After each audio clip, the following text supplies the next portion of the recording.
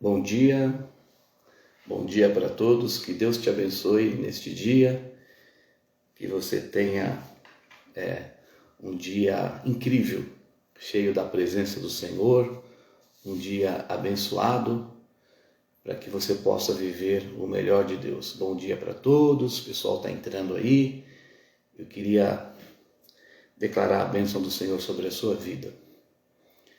Na realidade, eu estou muito impactado com o Evangelho do Reino de Deus, né? Temos estudado Marcos capítulo 3 e hoje é dia de a gente quebrar um paradigma nessa perícope que nós vamos estudar na leitura da Palavra de Deus. A grande pergunta é sobre esse texto que nós vamos ler, o que é mais importante na nossa vida? É a família ou é a obra de Deus? Então vamos ler o texto.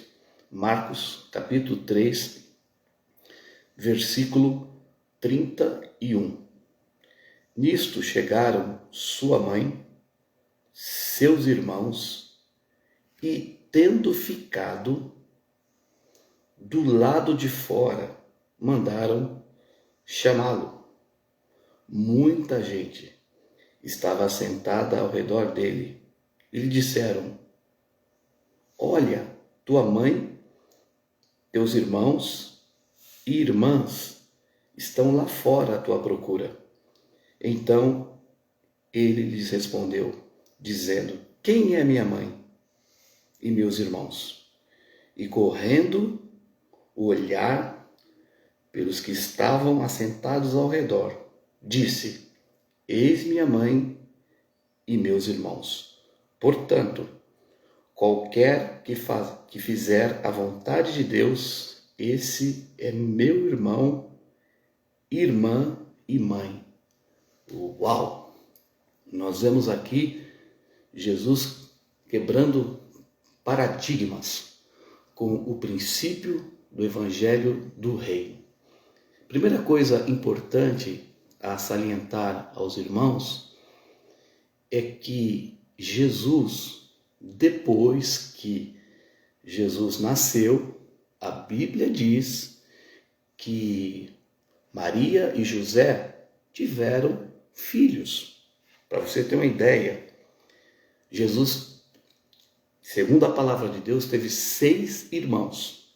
Olha lá, está em Marcos, aqui em Marcos, no capítulo 6, no versículo 3. Não é este o carpinteiro, filho de Maria, irmão de Tiago, José, Judas e Simão? E não vivem aqui entre nós suas irmãs? Escandalizavam-se dele. Então Jesus teve como irmãos de sangue, Tiago, José, Judas e Simão. Tiago e Judas foram os que escreveram a carta apostólica do Novo Testamento. A carta de Tiago e a carta de Judas foram os irmãos de Jesus, que posteriormente eles se converteram. Mas nesse contexto aqui da palavra de Deus, a Bíblia diz que Jesus está dentro de uma casa ensinando a palavra e os irmãos, a família de Jesus, sua mãe, seus irmãos, estão do lado de fora e foram chamar Jesus para tentar dissuadi-lo, para tentar mostrar para Jesus, nesse momento, eles não criam, principalmente os irmãos de Jesus, não criam que ele era o Filho de Deus. Achavam que ele era louco, como a gente vê aqui no versículo 20, que queriam até versículo 21, queriam até prendê-lo. Seus parentes queriam prender porque achavam que Jesus estava louco. Então, sua família foi até o local onde Jesus estava ministrando para dissuadi-lo, para que ele retornasse, segundo eles, a sua consciência. Então, veja, a grande pergunta é: a família de Jesus querendo que o propósito original de Deus não se estabelecesse através de Jesus, porque eles queriam dissuadi-lo a que Jesus abandonasse essa ideia de evangelho do reino, achavam que ele estava louco. Olha que coisa tremenda. Então, e Jesus, diante de ter que tomar uma decisão entre obedecer sua família, seus irmãos, ou a obra de Deus, qual foi a direção de Deus? Nem família e nem religião, nem família e nem igreja, mas propósito. Então deixa eu falar para você, o que é o propósito? Propósito é aquilo para o qual nós fomos constituídos. Irmãos, o propósito está acima de tudo. O propósito vem antes do nosso nascimento. Deus falou para Jeremias, antes que você fosse formado no ventre da sua mãe, eu te constituí profeta às nações. Então, a ideia original de Deus veio sobre a sua vida antes de você nascer. Então, o propósito original de Deus para você constituiu você para que você seja filho de Deus, para que você seja uma pessoa influente na sociedade, para que você exerça o seu ministério, para que você exerça a sua missão, e aí Deus colocou você numa família. A família tem a sua importância? Tem. Só o que é mais importante? É o propósito. Não é religião, não é a obra, o que é mais importante é o propósito para aquilo para o qual você veio a esta terra. Você veio a esta terra com a missão. Então, a gente vê aqui que a família de Jesus, nesse momento, estava do lado de fora. Olha o texto, verso 31. Chegaram sua mãe e seus irmãos, tendo ficado do lado de fora. Por um momento, na nossa vida, pode acontecer de haver crise na família. O marido está do lado de fora. Pode ser que a esposa esteja do lado de fora. Pode ser que os filhos ainda estejam do lado de fora. Mas o princípio aqui é: faça e realize a vontade de Deus. Esse é o evangelho do reino. Realize o propósito de Deus, porque quando você está no reino de Deus, as pessoas que estão ao seu derredor vão absorver, vão entrar no reino de Deus.